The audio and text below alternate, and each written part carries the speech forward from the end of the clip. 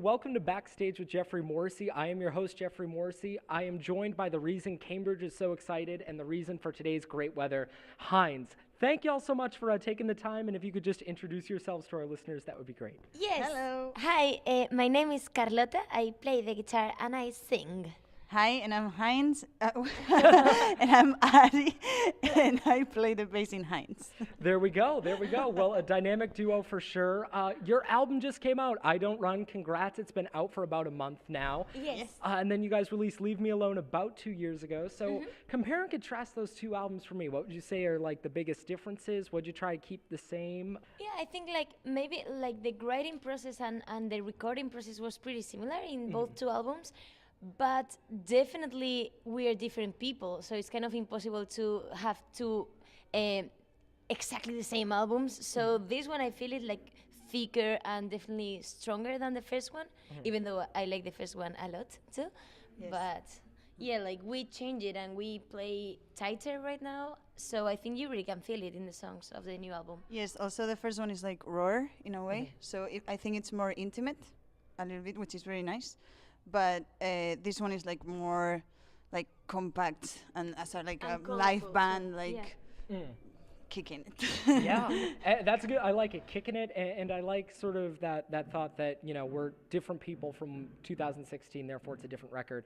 So what have been the ways that either this band has changed in the past couple years, or how y'all have changed as people?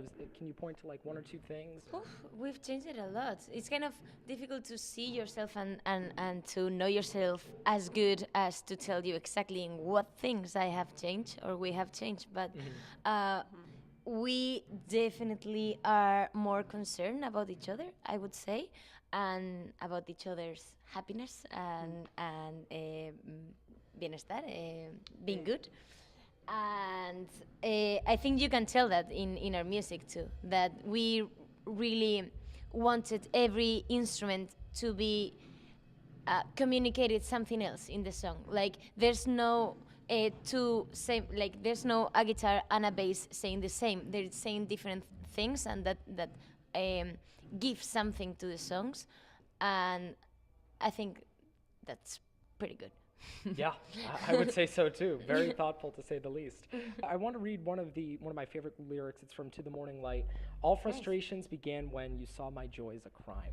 Yes. Which, oh my God, what a line. I can only imagine, when you encounter this level of success, having to, one, look out for yourself, look out for your bandmates, make sure that you're happy, but then two, the reaction that you get from people at home who may not understand the pressures of life on the road or things like that. So how has it been handling success for y'all? Has it been something that's been a challenge? Have people generally been good with it, or how have you been navigating it? The thing is that when people ask us this, it's weird the answer, but it's like we're from Spain, and for now we're not successful, but like famous there. Like when we go back to Spain, it's like going back to reality, and we're not like famous at all there or anything. Like I don't know. It's like. I mean, different levels. We're not famous as Kanye West, but we're more famous probably than you in Spain. I would hope, yeah. So the thing is that I think it was tougher in the beginning. In the very beginnings of Hinds, there was a lot of, I don't understand why these girls are having this success. I don't understand how are they playing a tour in the US and why I am not. And like there was a lot of that, even with our friends that played in bands, and that was tough times, but it didn't last like a lot of time. It was like for the very, very beginnings. Yes, but with our friends, for example, they never get to see us as like Hinds, the band that is like touring the world or anything. We're still the same people for them, and that really helps. When we go back to Spain, it's like we're the same people always. So it's not like when we come to New York, our friends are like musicians who know us because of the band and stuff. It's like, so you keep your feet on the earth, you know? Yeah, no, I was going to say it must be nice to sort of be able to come back home and have things sort of like recharge and refresh to normal. And then so one of the other tracks I loved was Linda. Well, I love them all, but that's another great one. And you had sort of reflected that song made you ask all the big questions. And I feel like this album in a way it asks a lot of big questions. And I think if I were to sum it up in one word, it would be why. And it's just sort of like going through why things happen. So when you write, are you sort of looking for the answers there? Are you more looking to process? Do you ever arrive at an answer, or is it more sort of a process along the road? I think we are very, very, very humans in the way that even if we try to look for the answer and we kind of reach it, we don't follow the advice that we ourselves are trying to give ourselves. You know what I mean? Like we keep making the same mistakes and we keep falling to the floor again and again. But definitely, yeah. I think every time you're writing, you are with a conflict in your inside. So you're not trying to like solve it, but in a way you're putting it out, and you have to make it understandable for other people. So it's a process that if it's like a knot, un nudo, like a knot of a rope suddenly, and you have to put it into a paper in poetry, you try to make it flat to just to organize your head and to put it into words. So you kind of understand more yourself and understand what you've done good or bad, or why are you lost or not. But still, as I had said, the first thing, like we still commit a lot of mistakes. I mean, we don't learn that fast.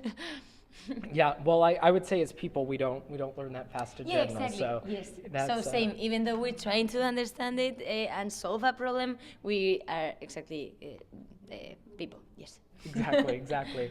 Well, one of the things that I was reading is that y'all were reflecting rock and roll has lost part of its cool factor, which I agree. Like I don't know, it's something unique about 2018. So minus the cool factor, what drew you guys to be a rock and roll band in 2015, 2016, and beyond? What brought you to rock and roll music specifically? First of all, it was like the kind of music that we like the most, but well, not the most. I don't know. I think it started like the kind of music we were able to do. Like we didn't know how to take a computer and make music. We were friends, and we knew that with each other we could create music, but not by our own. You know what I mean? Yeah, and every gig we went to in Madrid and stuff, it was like rock and roll. Exactly. And what rock and roll gives you on a stage, when you're seeing a rock and roll gig, it's just so different. I'm not saying it's better, but we like it more because the vibe that you get from a rock and roll band, it's completely different and nicer. Not nicer, but I think more powerful in a way. And I think when we started doing rock and roll, but we didn't do it to save rock and roll. But then suddenly we started touring and going to more festivals because of playing in them and stuff. Yeah, we had no idea that we were going to be like dying, a unique, exactly. like a thing. Yes, and suddenly minority, not at all. Yeah, so suddenly we realized it was really dying, and it started to be like a mission. Yeah. Viva Viva Hinds. Hinds.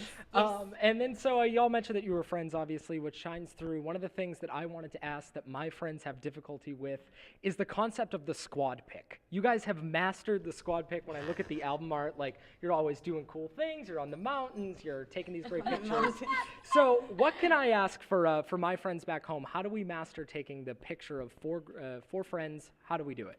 You know what? Photographers always break their brains out because it's not that easy to do a good photograph of four people.